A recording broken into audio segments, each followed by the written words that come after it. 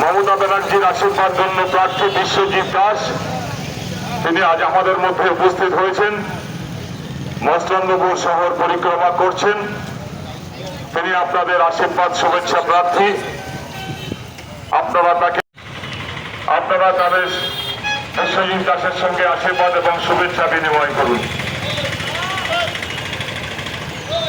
বনগাঁ লোকসভা কেন্দ্রের তৃণমূল কংগ্রেসের প্রার্থী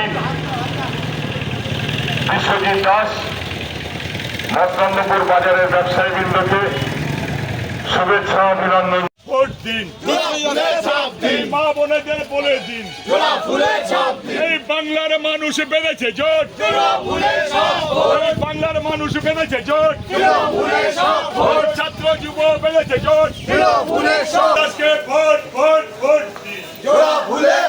বনগাঁ কেন্দ্রের প্রার্থী বিশ্বজিৎ দাসকে ভোট ভোট ভোট দিন।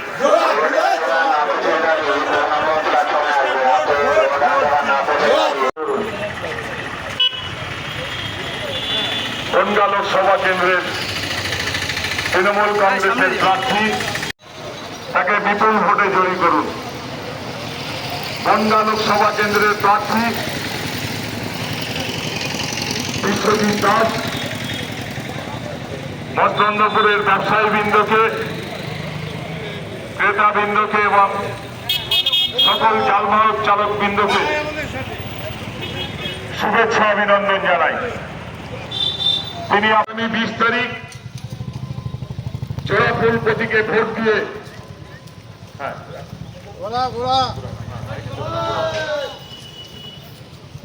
আগামী 20 তারিখ জোড়াফুল প্রতীকে ভোট দিয়ে তৃণমূল কংগ্রেসের প্রার্থী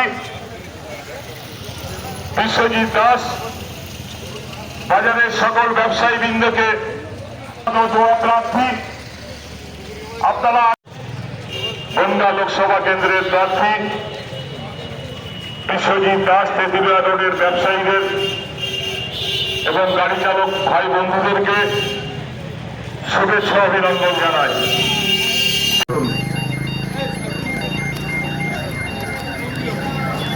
বনগাঁ লোকসভা কেন্দ্রের তৃণমূল কংগ্রেস প্রার্থী বিশ্বজিৎ দাস তেঁতুলিয়া রোডের সকল ব্যবসায়ীবৃন্দ এবং গাড়ি চালক বন্ধুদেরকে শুভেচ্ছা অভিনন্দন জানাই। আজকে সভা সভাপতির জন্য সমীর নন্দীর নাম আমি প্রস্তাব করছি। আমরা এই প্রস্তাব সর্বান্তকরণে সমর্থন করি। সমীরদার অনুমতি নিয়ে এবং গোবরডাঙ্গা দলের সভাপতি মনোজ কান্তি বিশ্বাসের অনুমতি নিয়ে আমরা আমাদের সভা শুরু করছি। আমি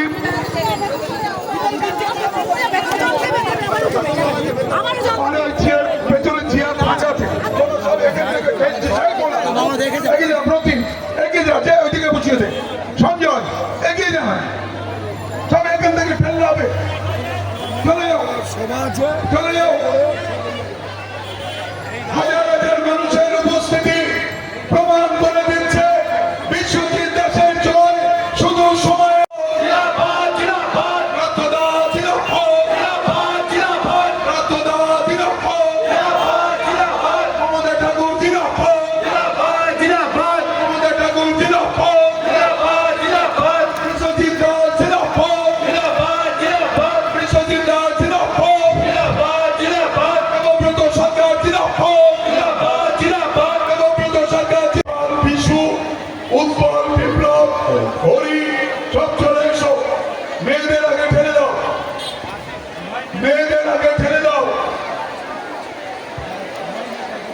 মেয়েরা ডান দিক দিয়ে এসো, ডান দিক দিয়ে এসো।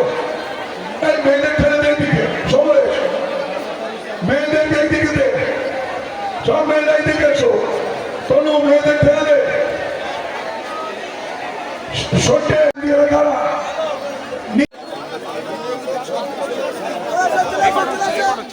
মেয়েদের বসিয়ে দে, মেয়েদের বসিয়ে দে।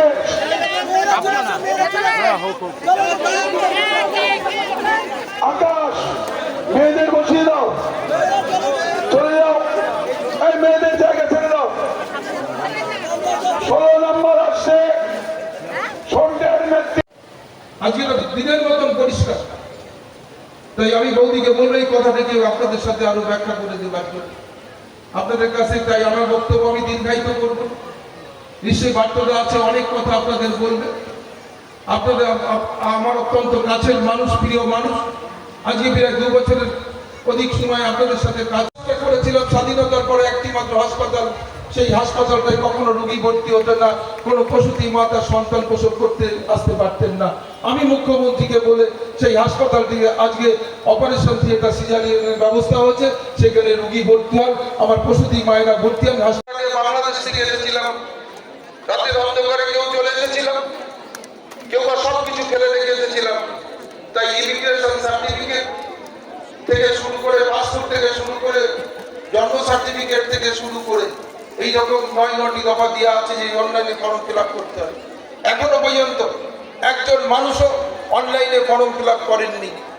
অতএব প্রমাণিত যে যেভাবে মতুয়া সম্প্রদায়ের মানুষ, উদ্বাস্তু মানুষরা রাস্তায় নেমে বিক্ষোভ দেখিয়েছে, যে ভারতীয় জনতা পার্টি আমাদের মিথ্যা ভাওতা দিয়েছেন, ভারতীয় জনতা পার্টি নিঃস্বার্থ নাগরিকত্ব দেবার কথা বলেছিলেন, কিন্তু আজকে আমাদের আসামের পুনরাবৃত্তি করতে চাইছেন যাতে আমরা ডিটেনশন ক্যাম্পে নিতে পারেন। আমাদের আধার কার্ডের লিঙ্কটা কেটে দিয়ে আজকে আমাদের সমস্ত সম্পত্তি বাজেয়াপ্ত করতে পারেন। ব্যাংকের করবার চক্রান্ত ভারতীয় জনতা পার্টি করছে আগামী দিনে। তাই আপনাদের মনে রাখতে হবে যে নিঃস্বার্থ নাগরিকত্ব দেবার কথা বলে আজকে যে মিথ্যা ভাওতা দিয়েছেন, বাংলার মুখ্যমন্ত্রী বলেছেন যে আপনারা কেউ অনলাইনে ফর্ম ফিল আপ করবেন না, কারণ আপনারা ইতিমধ্যে ভারতবর্ষের নাগরিক। তাই আপনাদের সমস্ত সুযোগ সুবিধা পশ্চিমবঙ্গ সরকার দেন। আপনাদের ভোটে নির্বাচিত হন একজন এমপি এবং সেই এমপি নির্বাচিত করেন একজন প্রধানমন্ত্রীকে, তাহলে তারা বৈধ। আর আমরা যারা ভোট দিয়েছি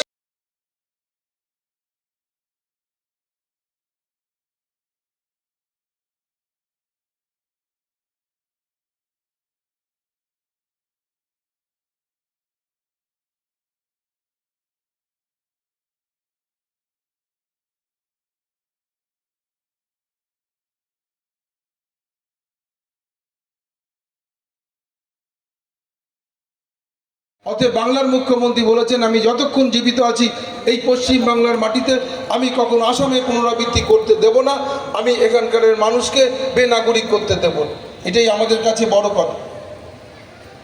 তাই আপনাদের কাছে এই আবেদনটাই রেখে যাই যে দয়া করে কেউ অনলাইনে ফর্ম ফিল আপ করার মধ্য দিয়ে